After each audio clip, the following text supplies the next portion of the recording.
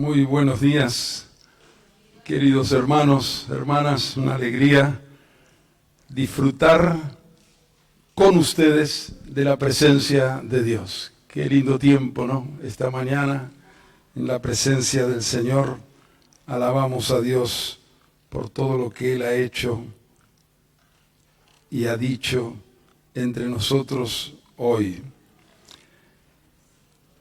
Antes de compartirles una palabra que creo oportuna, ya que el sábado que viene tendremos esa reunión especial donde reconoceremos a dos pastores aquí en la congregación y también una diaconisa y un diácono. Me pareció oportuno, bueno, dar una enseñanza esta mañana acerca de los ministerios que Dios ha puesto en su iglesia. Pero antes quiero compartirles una palabra que vino a mi corazón esta mañana mientras adorábamos brevemente. El profeta Habacuc vivió en tiempos muy difíciles y feos en su país. Israel se había apartado de Dios y por causa de sus reiterados pecados y desobediencia, Dios le avisó al profeta que esta nación iba a ser invadida por los caldeos, es decir, iban a venir, iban a invadir, iban a destruir. Así que era muy difícil para el profeta escuchar esa noticia y sabiendo lo que iba a suceder. Bueno, el libro de Habacuc, que está en el Antiguo Testamento, son 3 capítulos, después ustedes lo pueden en sus casas leer. Pero en medio de todo ese tumulto y esa situación difícil, él termina el libro de Habacuc. Algunos lo consideran como la alabanza más sublime, la más perfecta que hay en la Biblia. Y él dice: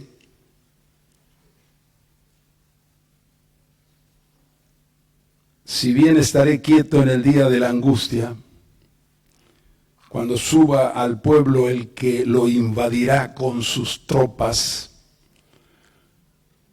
aunque la higuera no florezca, ni en las vides haya frutos, aunque falte el producto del olivo, y los labrados no den mantenimiento, y las ovejas sean quitadas de la majada, y no haya vaca en los corrales. Qué terrible situación, ¿no? Ante la invasión, todo el campo, todo el agro, bueno, antes era todo rural, todo iba a quedar paralizado, seco. Aunque pase todo eso, él dice, con todo, ¿qué dice? Yo me alegraré en Jehová. Con todo, pase lo que pase, nadie me va a quitar mi alegría en Dios. Y me gozaré en el Dios de mi salvación. Jehová el Señor es mi fortaleza, y Él hace mis pies como de ciervas, y en mis alturas me hace andar. Amén. ¿Por qué me vino esta palabra? Pensando en Argentina. Tenemos por delante y por detrás lo que pasó y lo que va a pasar, días difíciles, días turbulentos. Quisiéramos otra cosa para este país que tanto amamos, Estamos orando y seguiremos orando y confiando aún en la palabra que Dios le dio a Habacuc, que está en el capítulo 2, versículo 14. La tierra será llena del conocimiento de la gloria de Dios como las aguas cubren el mar. Así que esa visión, esa palabra profética también lo sostenía a Habacuc. Pero delante de los días difíciles, él toma una determinación. Y creo que a nosotros nos cabe, frente a los días difíciles que nos tocan enfrentar en los próximos meses, quizás años, aunque pase esto, aunque pase lo otro, aunque sea difícil todo, con todo, decimos como Habacuc, yo me alegraré en el Señor. Amén. Decí conmigo, a ver, con todo, yo me alegraré en Jehová. Amén. Y me gozaré en el Dios de mi salvación. Y ese gozo del Señor, no nos gozamos porque Argentina tiene problemas, no, lloramos porque Argentina tiene problemas y oramos, intercedemos. Amén. Sin embargo, nada ni nadie nos quite el gozo en el Señor. Él hace nuestros pies como de ciervas. Las ciervas tienen pezuña partida y por eso pueden escalar las montañas. Así que no se caen, el caballo no tiene pezuñas partidas, entonces no puede trepar las montañas. Entonces el Señor nos da seguridad, nos da firmeza y sobre nuestras alturas nos hace andar. Amén. Bueno, no les cobro nada por esto, era una extra.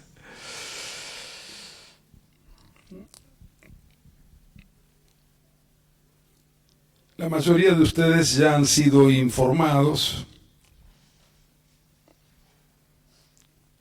de que el próximo sábado a las 19 horas nuestros queridos hermanos Omar Bayacaya y Claudio Requelme serán ordenados como pastores y presbíteros de esta congregación. Nuestra querida Katy va a ser reconocida como diaconisa, ya lo es fue esposa de pastor, pero ya voy a explicar en la enseñanza, el cargo de diaconisa es un cargo bíblico, y nuestro querido hermano Oscar Gómez será también ordenado como diácono con funciones pastorales también. Leonardo y Marta ya son desde hace años diáconos y diaconisa de esta congregación. A pedido de nuestro hermano Mario Snyder, nuestro querido y muy bien recordado hermano, hace muchos años a mí me tocó personalmente ser la cobertura apostólica de las comunidades de Ruta 7, que incluye a la congregación de Morón. Por esa razón, desde la partida de nuestro amado Heriberto, pastor de esta congregación, he estado más cerca de ustedes y de los responsables de la congregación para darles el apoyo y la ayuda necesaria para el cuidado y la edificación de esta congregación. A partir del sábado seguiré haciendo la misma función. No me estoy retirando, sino acompañando desde otro lugar. Hemos estado en estos ya casi en junio, ¿no? Va a ser 2 años de la ausencia de Heriberto, de funcionar juntos, orando, buscando la voluntad de Dios, y damos gracias a Dios por el grupo de trabajo que ha estado sirviendo y seguirá sirviendo fielmente al Señor. Y hemos estado esperando y orando, buscando la voluntad de Dios para ver a quienes el Señor nos indica que debemos reconocer como pastores de esta congregación. Por eso, como dije, me pareció bueno y oportuno compartirles hoy una enseñanza sobre los ministerios que Dios ha puesto en la iglesia. Muchas de estas cosas que voy a decir ya son conocidas por muchos de ustedes, pero nos viene bien siempre un repaso y algunas aclaraciones.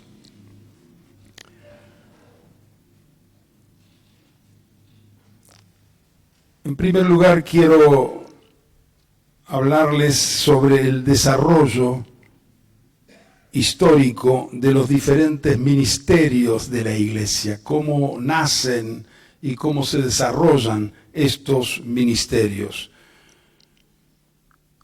Cristo es la cabeza de la iglesia, porque Él está vivo.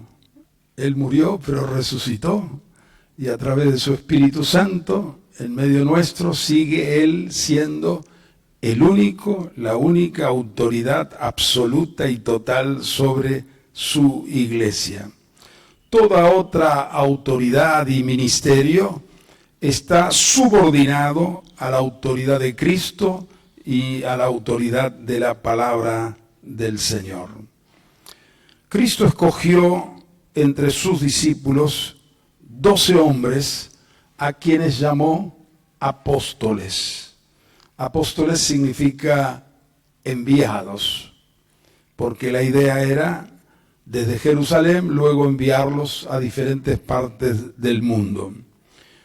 En la naciente comunidad de Jerusalén, cuando empieza la iglesia en Pentecostés, en los primeros años, el único ministerio reconocido eran los apóstoles.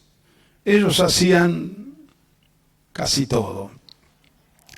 Predicaban, enseñaban, bautizaban, oraban por los enfermos, sanaban, administraban las ofrendas, el dinero que la gente generosamente daba, ayudaban a los necesitados, disciplinaban, convocaban a la iglesia, y eso lo podemos ver en los primeros capítulos de Hechos, desde el 2, cuando nace la iglesia, hasta el capítulo 5, ellos era el único liderazgo que había en la iglesia de Jerusalén. Ante el crecimiento de la iglesia, ellos quedaron desbordados en su capacidad de atender todo. Por eso, en el capítulo 6, tomaron una sabia decisión. Vamos a elegir algunos colaboradores que nos ayuden en la tarea, especialmente en la tarea de la atención a los necesitados. Había muchas viudas a quienes la iglesia les ayudaba, y como eran miles y miles la iglesia en Jerusalén, así que eligieron a 7 hermanos de buen testimonio, llenos del Espíritu Santo y sabiduría, a quienes les encargaron esta tarea de la ayuda a los necesitados. A estos se les llamó diáconos, porque ahí dice para que sirvan a las necesidades. Y servir en griego es diaconía. Servicio es diaconía y servidor es un diácono. Un diácono es uno que sirve en las diferentes necesidades de la iglesia. La iglesia fue creciendo, comenzó a extenderse. Luego en Hechos capítulo 11 se menciona a algunos como profetas. Dice que descendieron de Jerusalén a Antioquía unos profetas, ¿ven? Otro ministerio, profetas. Entre ellos uno llamado Agabo. En Hechos capítulo 13 se relata que la iglesia en Antioquía había profetas y maestros. Hay otra vez la palabra profetas y se agrega una nueva palabra maestros que ya veremos más adelante. En Hechos 15, 32, el texto bíblico presenta a Judas y a Silas como profetas. Entonces ya vemos cómo la iglesia va creciendo a diferentes lugares y antes había un solo nivel de ministerio, los apóstoles, luego aparecen un segundo nivel de colaboradores, los diáconos, y más adelante aparecen los profetas y aparecen maestros, y así va extendiéndose. También en Hechos capítulo 11, el versículo 30, se usa por primera vez en Hechos el término ancianos. En castellano la versión Reina Valera 60 dice ancianos, pero el término griego es presbítero. Presbítero en griego, español, anciano. Así que estos, si queremos ser específicos, porque el castellano tomó algunas palabras del griego, como apóstol es una palabra griega, diácono es una palabra griega, y el español lo incorporó. También presbítero es una palabra griega, y el castellano también lo incorporó. Así que podemos decir indistintamente presbíteros o ancianos. Entonces allí dice que en Jerusalén, cuando escucharon en Antioquía que en Jerusalén y en Judea iba a haber hambre, los hermanos de Antioquía mandaron una ofrenda a los presbíteros de Jerusalén. Entonces ya no solamente hay apóstoles y diáconos, también hay presbíteros, ancianos. También en Hechos 15, cuando allí está la reunión con Pablo, Bernabé, los apóstoles de Jerusalén, dice, se menciona 4 veces en Hechos 15, en aquel concilio, primer concilio de la iglesia, la palabra apóstoles y presbíteros. Presbíteros. Así que en Jerusalén habían apóstoles y habían presbíteros o ancianos. Muy bien, la iglesia se extiende a otras naciones y a otras ciudades. Entonces allí aparecen, fuera de los 12, otros hermanos a quienes se les dice apóstoles. Quiere decir que están los 12 apóstoles, pero luego aparecen Bernabé y Pablo, que no eran de los 12, pero también se les dicen apóstoles. Entonces dice, cuando oyeron los apóstoles Bernabé y Pablo, dice en Hechos 14:14. Bueno, desde Antioquía, Bernabé y Saulo al principio, después Pablo, fueron enviados a la obra a la que lo llamó el Espíritu Santo.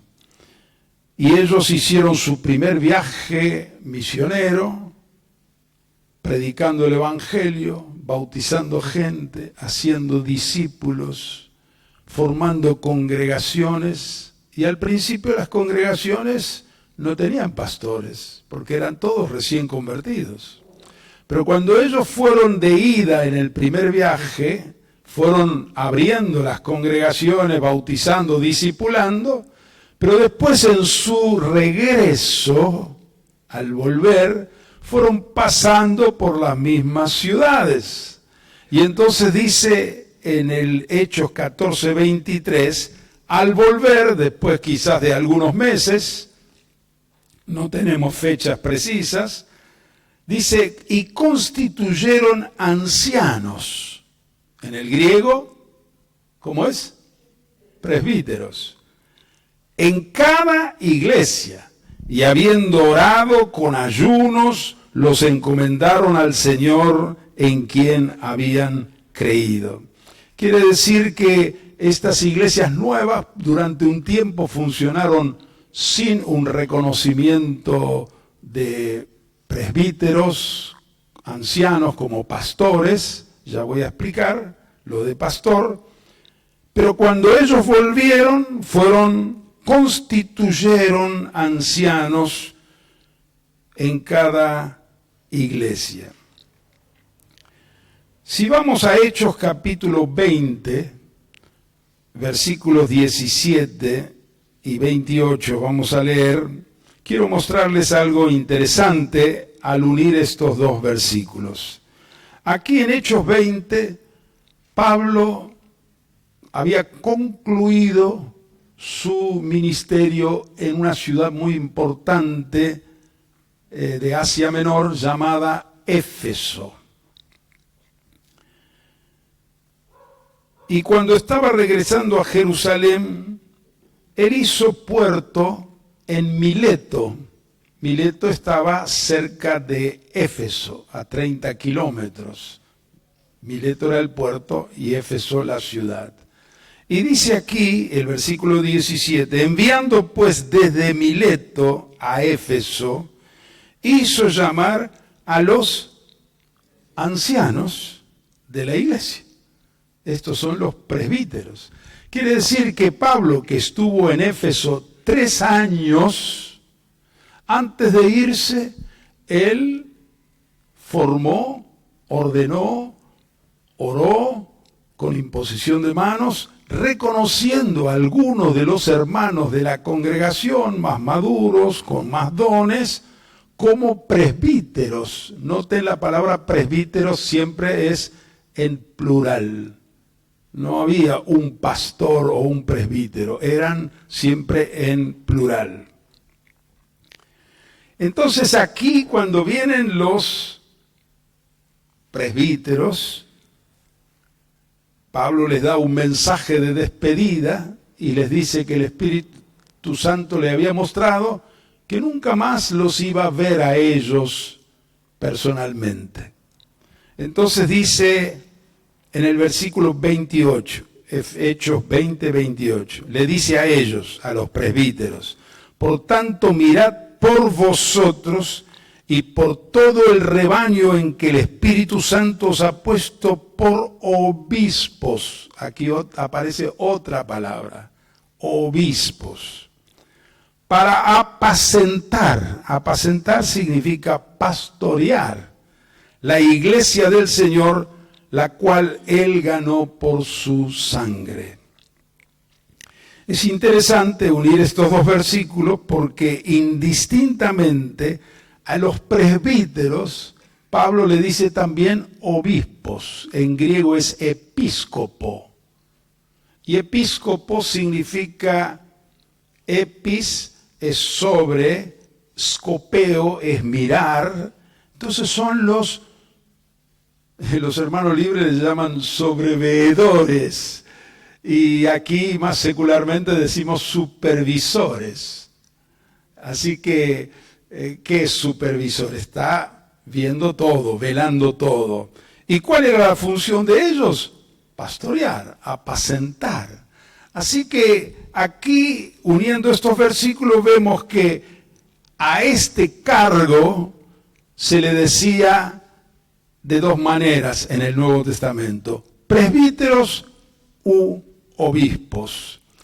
¿Cuál era la función de ellos? Apacentar, es decir, eran los pastores los que tenían que cuidar el rebaño del Señor. Así que el cuidado de las iglesias locales en cada ciudad era ejercido por un presbiterio por la pluralidad, establecido por los apóstoles. A esos encargados, como ya dijimos, se les llamaba indistintamente ancianos, que es presbíteros u obispos. Ellos tenían la función de enseñar, pastorear y velar sobre el rebaño de esa localidad, es decir, la iglesia de esa ciudad. Ahora vamos a otro texto del Nuevo Testamento que es clave en todo lo que venimos diciendo. Está en Efesios capítulo 4, versículo 11. Pero antes quisiera leer el versículo 7, cuando dice Pablo aquí, pero a cada uno de nosotros fue dada la gracia conforme a la medida del don de Cristo. El don de Cristo significa el regalo de Cristo. A cada uno de nosotros fue dada la gracia conforme a la medida del don de Cristo. En el versículo 11 dice, y él mismo, se refiere a Jesucristo, el que descendió y que subió por encima de todo para llenarlo todo, él mismo constituyó a unos apóstoles, a otros profetas, a otros evangelistas, a otros pastores y maestros. Y dice, a fin de perfeccionar a los santos para la obra del ministerio, para la edificación del cuerpo de Cristo, hasta que todos lleguemos a la unidad de la fe, etc. Es decir, Jesús resucitado, glorificado, sentado a la diestra del Padre, sigue siendo la cabeza de la iglesia, y Él da a diferentes hombres diferentes dones y gracias para el ministerio. Y esto hasta que todos lleguemos a la unidad de la fe y del conocimiento del Hijo de Dios, para la edificación del cuerpo de Cristo, hasta que Cristo, el cuerpo de Cristo, no se complete en la tierra. Jesús sigue levantando en su iglesia apóstoles y profetas y evangelistas y pastores y maestros. No tenemos tiempo esta mañana de desarrollar qué son cada uno de estos 4 ministerios. Pero solamente voy a señalar que estos ministerios funcionan en la iglesia, cuerpo de Cristo, a nivel mundial, internacional, en 2 ámbitos. El primero en el ámbito translocal. Translocal significa que está más allá de una localidad, más allá de una ciudad. Entonces, en el ámbito translocal, sobre una región o sobre varias naciones, diferentes lugares, se mueven los apóstoles, profetas y evangelistas. Los apóstoles, profetas y evangelistas se mueven más allá de una congregación o una iglesia de una ciudad. En realidad, también se mueven en la localidad. Podemos decir que ellos son ministerios locales y translocales al mismo tiempo, pero no se limitan a una localidad, sino tienen responsabilidad de supervisar las iglesias de otras naciones o ciudades. Y luego está el ámbito local. ¿Qué es local? No es la iglesia del local, sino es la iglesia de una localidad. Y allí se mueven o funcionan los presbíteros, que ya veremos que es igual que los pastores y maestros, los diáconos y las diaconisas. Entonces tenemos en la iglesia de Cristo en general estos 2 ámbitos, translocal y local, apóstoles, profetas y evangelistas en el translocal, y en la iglesia de la localidad, allí el Señor establece presbíteros, diáconos y diaconisas.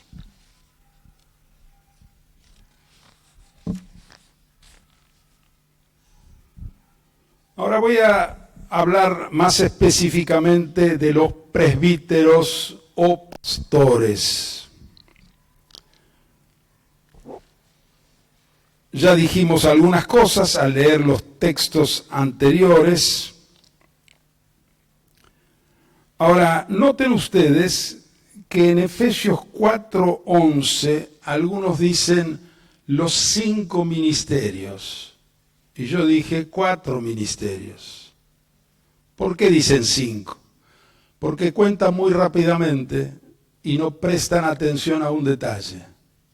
Acá dice apóstoles, profetas, evangelistas, pastores y maestros. Son 5. Pero si leemos con cuidado, dice a unos apóstoles, a otros profetas, a otros evangelistas y a otros pastores y maestros. No dice a otros pastores y a otros maestros, sino a otros pastores y maestros. La palabra pastor es un término alegórico. ¿Qué significa alegórico? Que no es literal, porque el pastor en forma literal tiene ovejas, pero en forma alegórica el pastor le llamamos, Jesús llamó mis ovejas, ¿no? Es alegórico el término. Jesús dice, yo soy el buen pastor. Jesús no andaba con un cayado y llevando a las ovejitas sino eso era alegórico.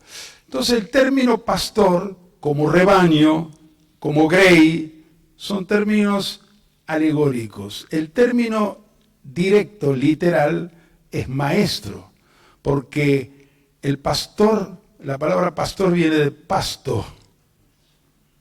Tiene que llevarle al pasto, tiene que darles pasto. ¿Y el maestro qué tiene que hacer? Tiene que enseñar. Y el pasto es la palabra del Señor. Así que pastor y maestro es la misma función. Y eso lo vemos en el resto del Nuevo Testamento. No es solamente que observamos este versículo. Entonces, por eso Pablo le dice a los de Éfeso, mirad por vosotros y por todo el rebaño en que el Espíritu Santo os ha puesto como obispos. ¿Para qué? Para apacentar, pastorear la iglesia del Señor. Entonces, según todo esto, pastor, maestro, presbítero, obispo, son diferentes términos para describir un mismo ministerio. Es cierto que algunos presbíteros son más pastores que maestros y otros presbíteros son más maestros que pastores, pero no existe alguien que sea pastor que no enseñe. Y no existe alguien que sea maestro, que no pastoree, que no aconseje, que no cuide, no vele. Son dos cosas que van juntas. Entonces, según el don, podemos decirle maestro. Según el cargo, podemos decirle presbítero u obispo. Y según la función, podemos decirle pastor. ¿Está claro esto? Entonces, según el don, ¿qué es? Según el don, anímense, vamos. Maestro. Según el cargo, presbítero u obispo. Y según la función, es pastor. Y como dije, todas las referencias que encontramos en cuanto a este cargo o ministerio están en plural. Esto significa que sobre cada iglesia había un presbiterio cuya responsabilidad era enseñar, predicar, pastorear, cuidar, velar, gobernar, ser la autoridad sobre esa congregación. Muy bien, Vamos a 1 Timoteo capítulo 3, versículo 1 al 7. Lo vamos a leer. Ahí están los requisitos que Pablo instruye a Timoteo para que alguien sea reconocido como presbítero. Acá usa la palabra obispo, que ya dijimos que es lo mismo en el Nuevo Testamento. Palabra fiel. Si alguno anhela obispado, buena obra desea, pero es necesario que el obispo sea irreprensible, marido de una sola mujer, sobrio, prudente, decoroso, hospedador, apto para enseñar, no dado al vino, no pendenciero, no codicioso de ganancias deshonestas, sino amable, apacible, no avaro, que gobierne bien su casa, que tenga a sus hijos en sujeción con toda honestidad, pues el que no sabe gobernar su propia casa, ¿cómo cuidará de la iglesia de Dios? No un neófito, no sea que envaneciéndose caiga en la condenación del diablo. También es necesario que tenga buen testimonio de los de afuera, para que no caiga en descrédito y en lazo del diablo. Estos son los requisitos que Pablo instruye a Timoteo en la hora de reconocer a algunos como presbíteros, pastores, obispos, que tiene que tener en cuenta. Luego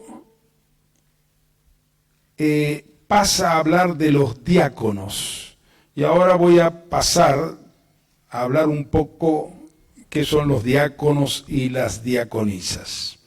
Ya dijimos que la palabra diácono significa servidor. En un sentido general, todos nosotros somos servidores. Así que en un sentido general somos todos diáconos. Pero el Nuevo Testamento usa el término diácono también en un sentido específico, si se quiere, más técnico y específico, para referirse a algunas personas que ejercen oficialmente el diaconado, que es uno de los dos cargos en la iglesia local. Los dos cargos son presbíteros y diáconos, y diaconisas también. Ya vimos, el primer reconocimiento de diáconos en la iglesia sucedió en Hechos capítulo 6, donde los 12 reconocieron a 7 hermanos en esta función. La segunda mención está en Romanos capítulo 16.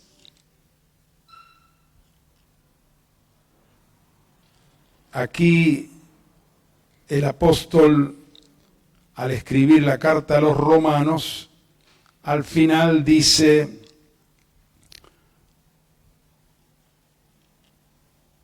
les recomiendo, Romanos 16, 1 y 2, les recomiendo además nuestra hermana Febe, la cual es diaconisa de la iglesia en Cencrea, que la reciban en el Señor como es digno de los santos y que la ayuden en cualquier cosa en que necesite de ustedes, porque ella ha ayudado a muchos y a mí mismo.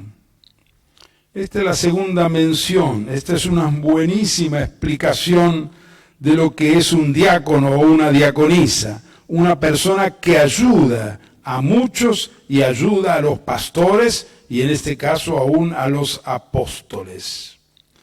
La tercera mención de la palabra diácono está en Filipenses capítulo 1, versículo 1. Pablo está en la prisión y escribe así a la iglesia de Filipos, o que está en Filipos: Pablo y Timoteo, siervos de Jesucristo, a todos los santos en Cristo Jesús que están en Filipos, a los obispos y diáconos. ¿Ven? Se dirige esta carta a todos los hermanos, pero distingue también dos cargos, dos niveles ministeriales. Obispos en plural, diáconos en plural.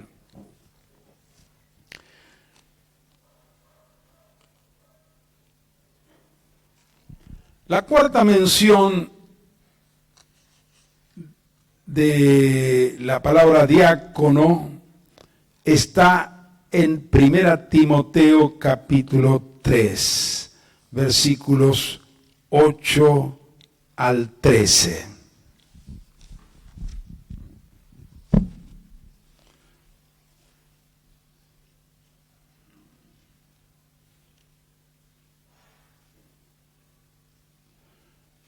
Después de hablar de los presbíteros u obispos, en el versículo 8 sigue Pablo, 1 Timoteo 3:8, dice, los diáconos a sí mismos deben ser honestos, sin doblez, no dados a mucho vino, no codiciosos de ganancias deshonestas, que guarden el misterio de la fe con limpia conciencia.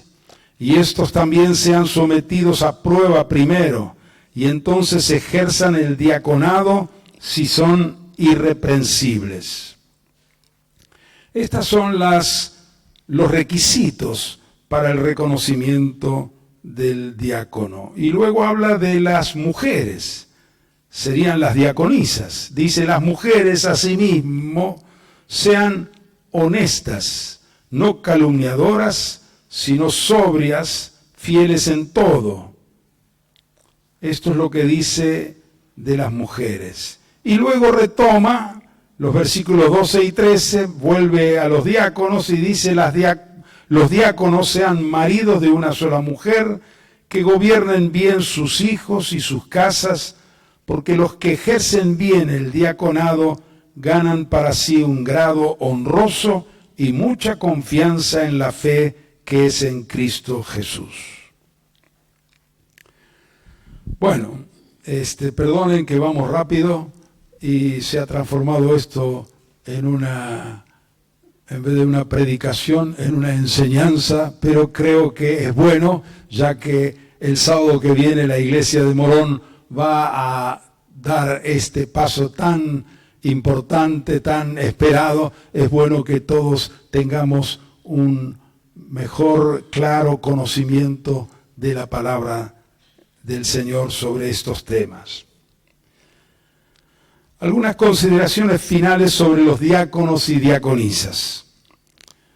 Como vimos, es uno de los dos cargos que los apóstoles han establecido en la iglesia local.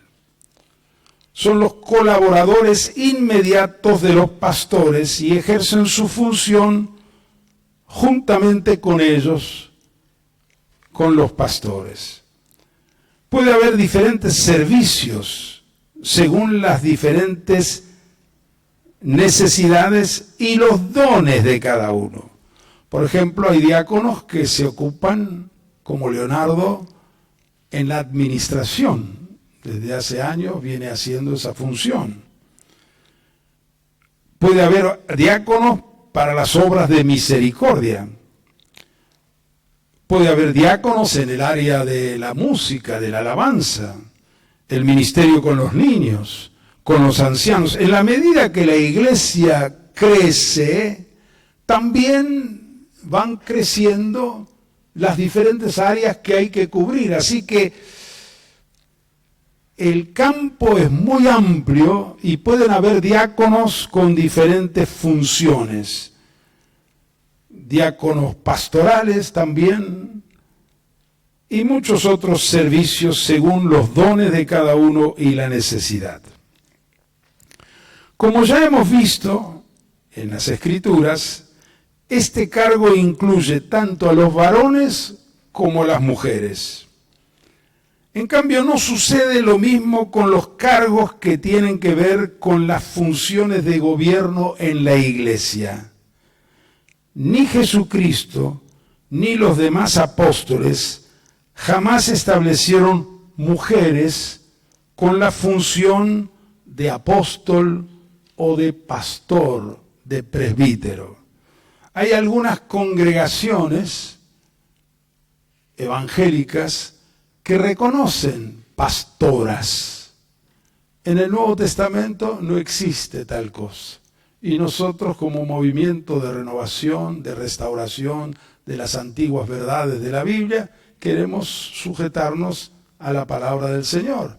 Si Jesús hubiera establecido 12 apóstoles, 6 varones o 6 mujeres, y 6 mujeres, está todo aclarado, está todo listo. No estableció una sola mujer dentro de los 12. Tampoco los apóstoles establecieron mujeres en la función de gobierno, porque además de pastorear, los pastores, los presbíteros son autoridad. Por eso dice los ancianos o presbíteros que gobiernan bien, sean tenidos por dignos de doble honor. Quiere decir que hay una función de autoridad. Y Dios ha dado esa función de gobierno a los varones. Pero sí hay diaconisas en la iglesia del Nuevo Testamento y las hermanas pueden funcionar con todos sus dones y su gracia que el Espíritu Santo les da, sirviendo a la iglesia. Es fundamental el ministerio de las hermanas en la iglesia. Es importante que todos los hermanos de la congregación respeten y honren a los presbíteros y a los diáconos y diaconisas para facilitar el buen desempeño de su ministerio y el funcionamiento de la iglesia. El que es diácono hoy no significa que va a ser diácono toda la vida, ¿o sí? Felipe era diácono en Jerusalén, pero después se habla de él como un evangelista. Bernabé y Saulo eran profetas o maestros en Antioquía, pero luego su ministerio creció, sus dones crecieron y son reconocidos como apóstoles. Entonces, todo esto es lo que vemos y aprendemos en la palabra del Señor. Algunos diáconos de hoy mañana pueden ser pastores o evangelistas o profetas o apóstoles.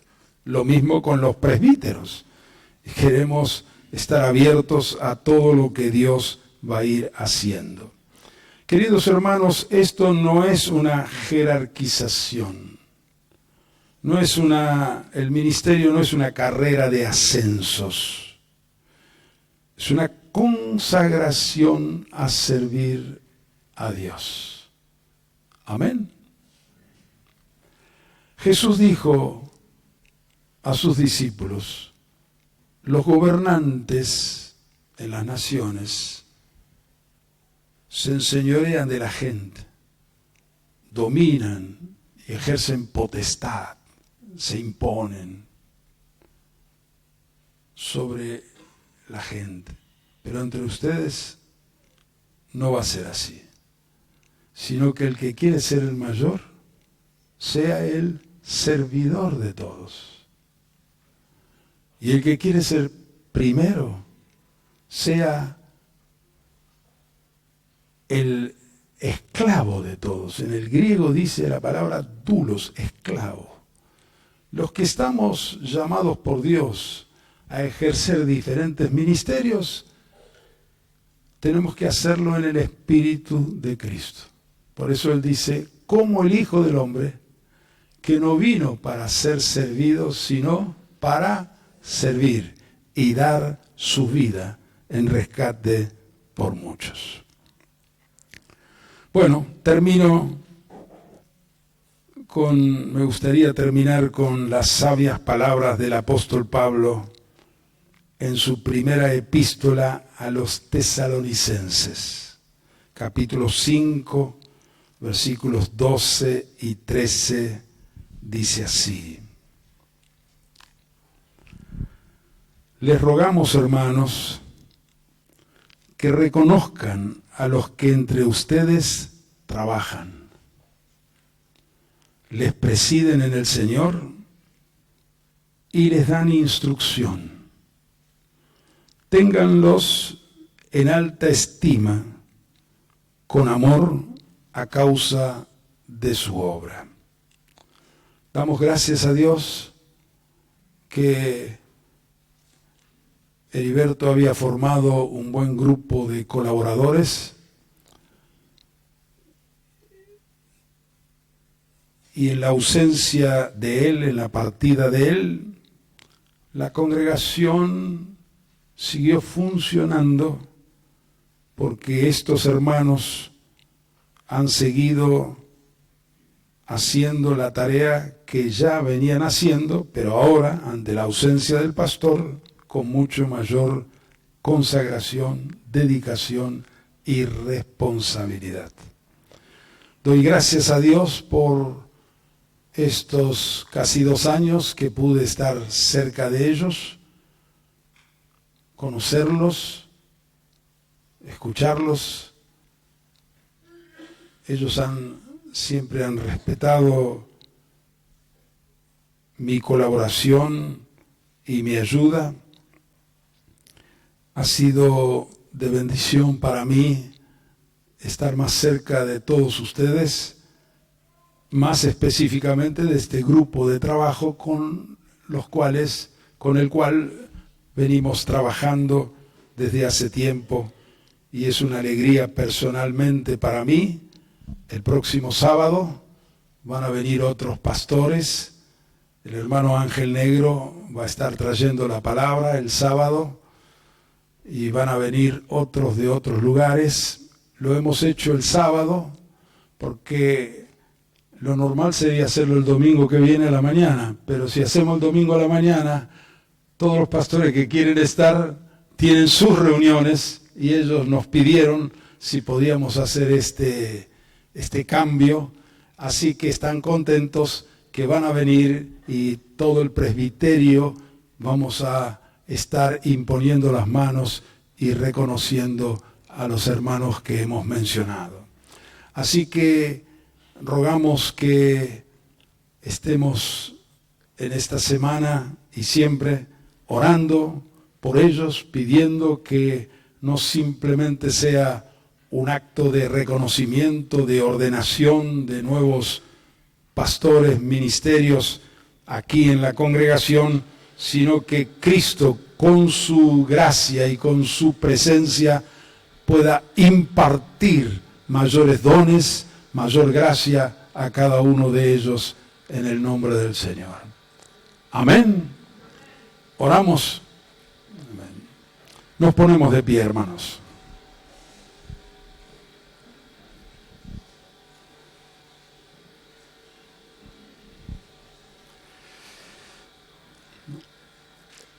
Señor, te damos muchas gracias porque tú dijiste,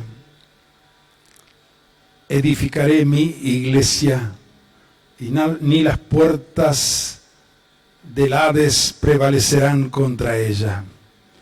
Y tú eres fiel a tus promesas y a tu palabra.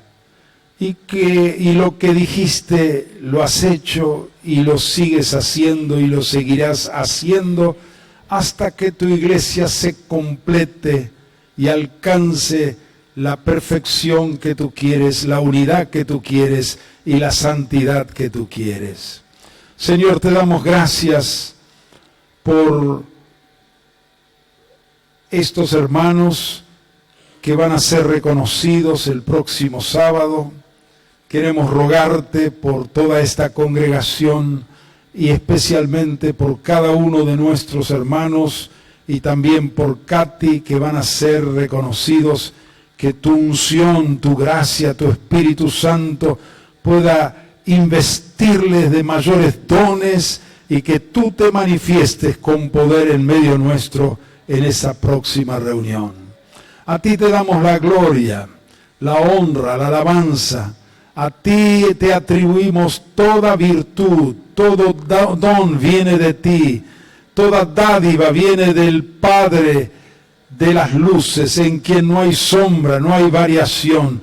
Gloria sea a tu nombre. Y rogamos, Señor, que esta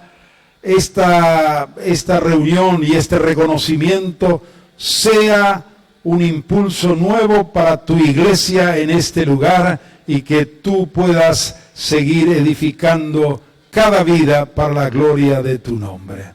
En el nombre de Jesús. Amén, Señor. Amén. Amén.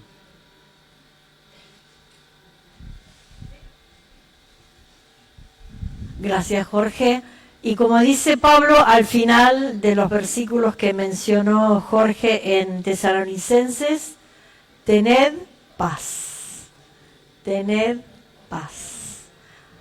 Nos vemos el sábado a las 19 horas. ¿Sí? Tengan paz. Que el Señor nos bendiga. El Señor nos bendice. Amén.